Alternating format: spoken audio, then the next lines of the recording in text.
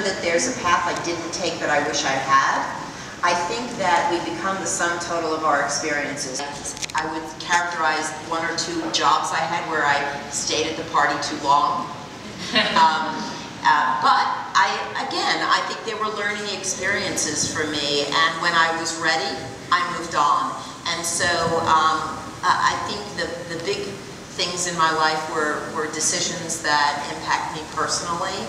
And that's including things like having my children or being with my spouse, marrying my husband, who's not my first husband. So stuff like that, you know, making a decision to get out of a marriage, very traumatic. But I think all of those things contribute to our life lessons, and we just keep taking them with us and learning from them, and they make us who we are. So I think it's all good.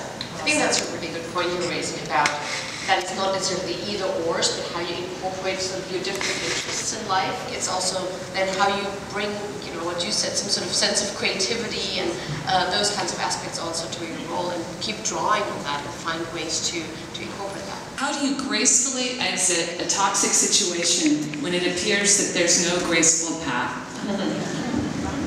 Well, Dana, that was a pretty open-ended question, but I think it resonated with you right away.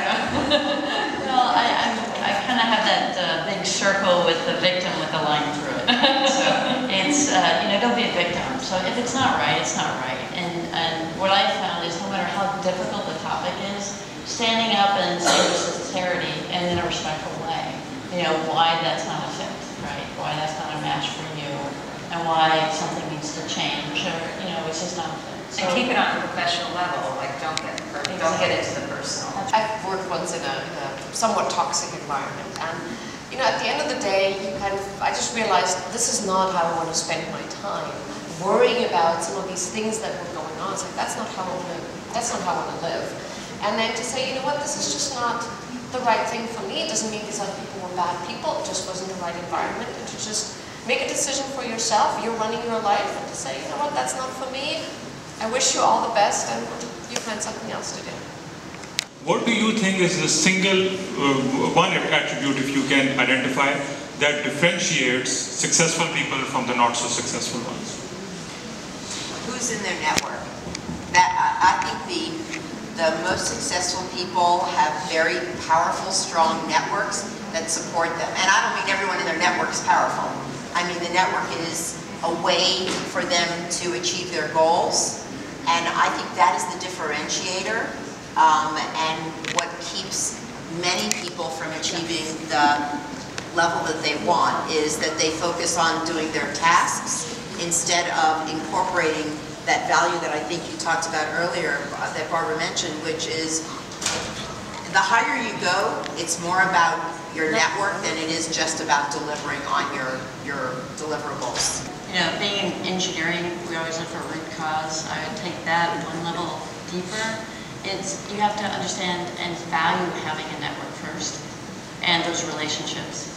And it has to be in a truthful, honest way that you want to build those relationships. To be authentic, and because when you are authentic and you're developing your network and your relationships, people get it. People know it. They want to help you.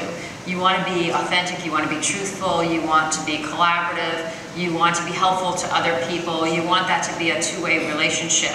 And that's really where success comes. It's not just success for you, it's success for you and everybody around you that you know, because you want to be able to help those people as well. And that's what true success is about, in my opinion. One other aspect to the question that you asked, in addition to the network, what I've seen in some of the great leaders is the kind of where passion and a sense of purpose intersect. That I've not, the people that I've seen and think of them as a great leader, they're very clear of their purpose and they're very passionate about what they do. And I think, you know, sort of injecting your own passion to things and how you drive things is really critical as well.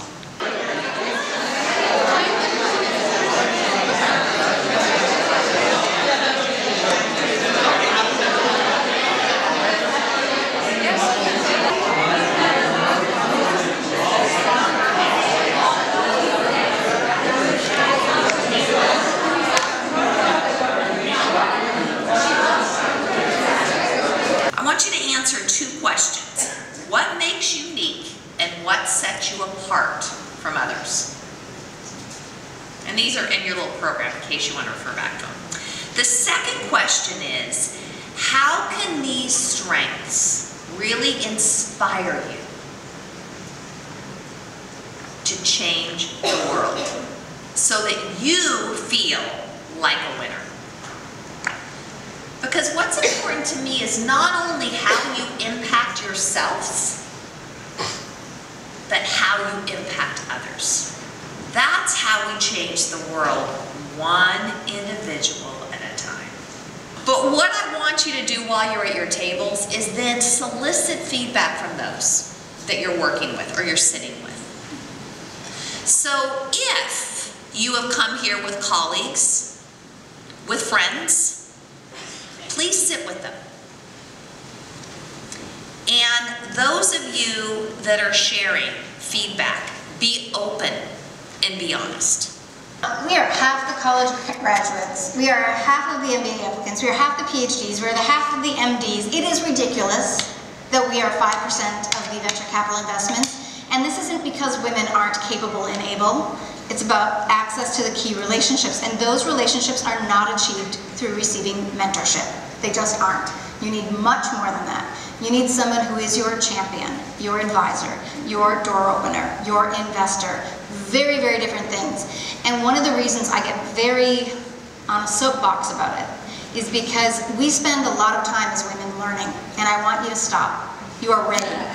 Go, do it. You, do it. Lean forward. Lean in. Absolutely. Sheryl Sandberg's been talking about it. I really want to highlight that, especially at gatherings like this today. I, by the way, do not do women-only events. This is the only one I'm doing this year. And I'm doing it because I thought it was an important conversation. But so help me if they don't invite me to speak at the main open. There will be a problem. And that is the conversation, ladies. Get out of the mentee role, play the game, but play it and own it. When Bill Gates was speaking in the Middle East, and I'm retelling the story, they asked, what can we do to drive innovation? What can we do to do this? And he saw half of the room disengaged or not allowed to join into that conversation. When there's cultural issues, or maybe they're family issues, or maybe they're just issues on this is how things have always been done. You know, your direct circle of influence can have a huge effect on the decisions you make. In fact, statistics show that women are more successful when they have a supportive spouse. Huge factor in the trajectory of women's careers and in whether or not they support that.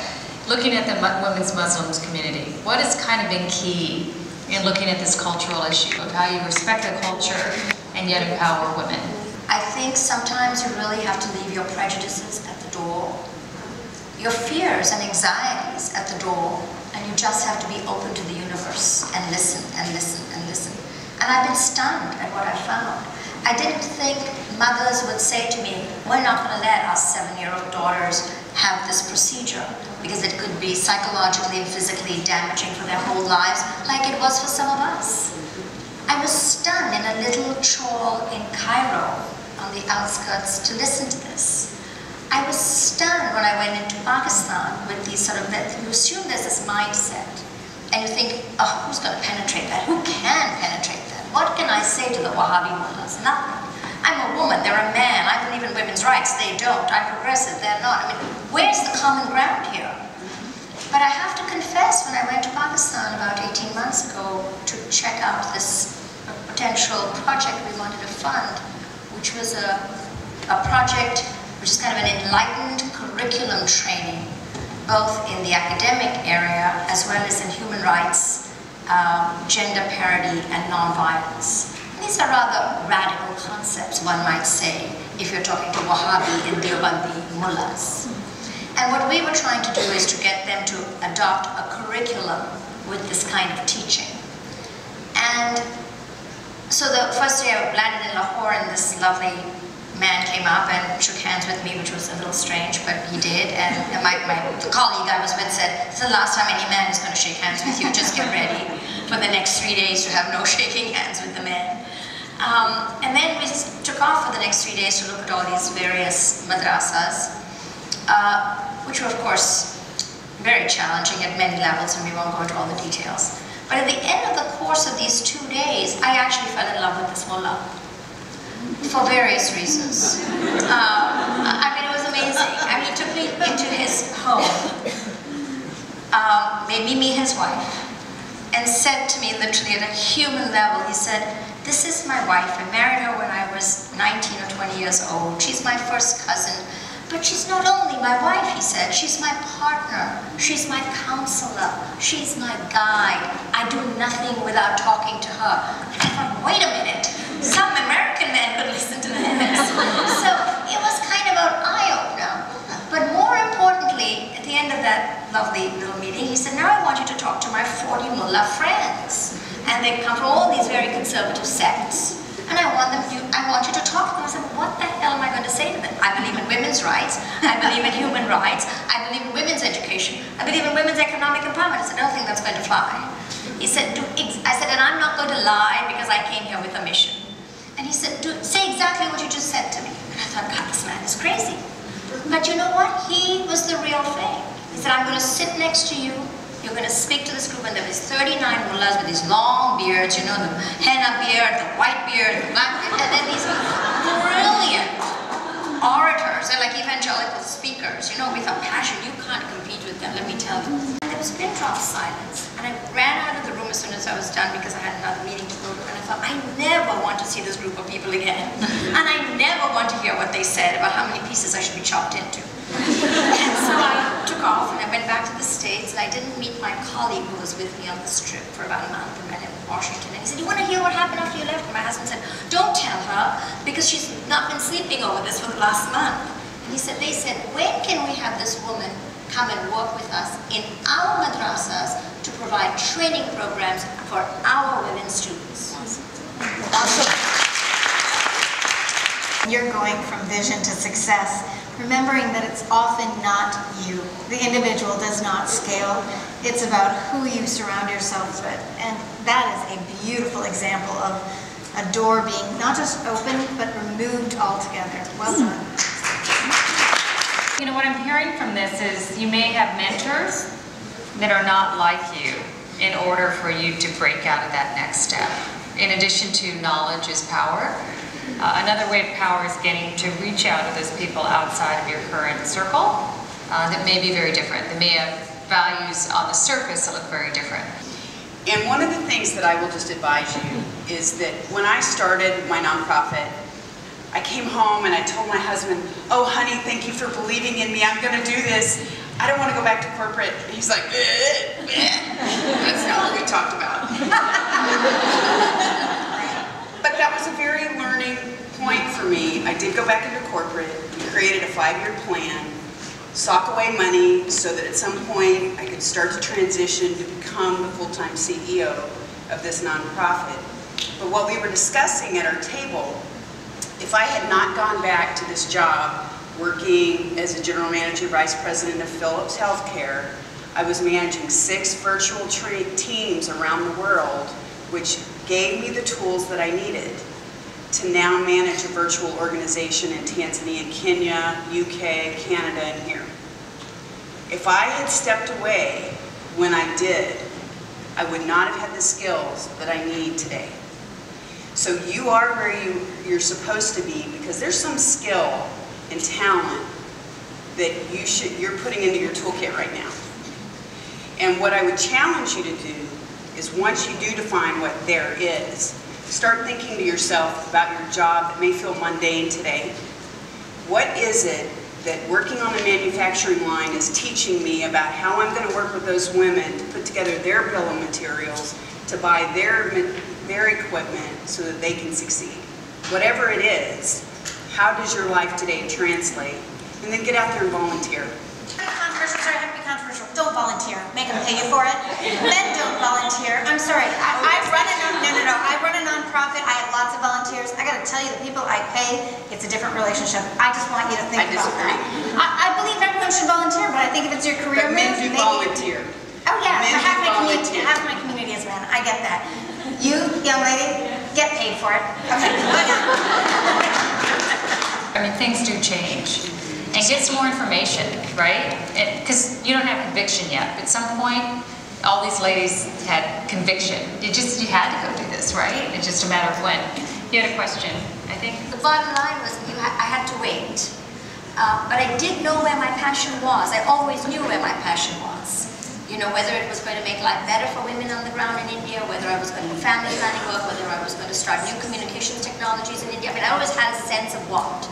But I think one has to find that, and you can do that concurrently right now as your skill building, so to speak. I've always had a vocation and an avocation, and your avocation is where you should volunteer your time. The reason I wanted her to get paid is she mentioned her student loans, and she's a baby, so I wanted her to make money. But there is, you know, long before I joined ASTIA, I had my what was going to pay the bills, and then I had my what was going to change the world. And my pay the bills and change the world got to marry up at ASTIA, but it was a 10-year journey of volunteering in my avocation to find my way to my vocation. One of the most important things that you do in your life is to take care of yourself and your family. As Jacqueline Onassis Kennedy said, the most important job is to raise your children. Don't mess it up. We have been in your shoes, where we've had the family, where we've had to balance how it is that you make a living. Those are very important things. But you can start with yourself. Every day when you make that change within you to make a better life, to have that better relationship, to respect the person next to you, to make that little change that will get you finally over time to where you want to go, but it will also define what it is that you want to do. But as Shanaz says, when you get there, you know it, but you don't, it just doesn't come to you like boom. You know, it's a little bit, a little bit, a little bit. You try certain things, they don't work out, you figure out, oh, that's just not my cup of tea, you know. Let me try this other thing. So you keep it, but please don't lose your focus. The focus is you, your family, your relationships. That comes first. The things we're interested in is impact, paradigm changes on the ground, economic empowerment of women. So, you know, we have certain key things we want to get out of any project. Beyond that, we then have to look at where there's synergy, where there's maybe some trust. You know, whether you look at a complete startup like the Pakistani madrasas was like completely like alien, right, when I went into it. Though I had somebody I had trusted, the trainer, that I kind of followed his lead. Now we're at the point where we're looking at a slightly different strategic model as we've sort of separated into two different organizations, and we're really looking at innovation, incubation, impact, and investment. Sort of kind of, we're looking at sort of a Silicon Valley entrepreneurial model and applying that to our work. So I'm looking at where I can get really good return on investment, but really paradigm shifts on the ground as well, and skill building for the women. So, you know, I'm looking at different, I want to get different things out of it. I don't know if I'm being clear. Here, I need this advisor here, and I've got this one under control, so I don't need that kind of coaching. Phenomenal advice there. So it will help you think like the entrepreneur.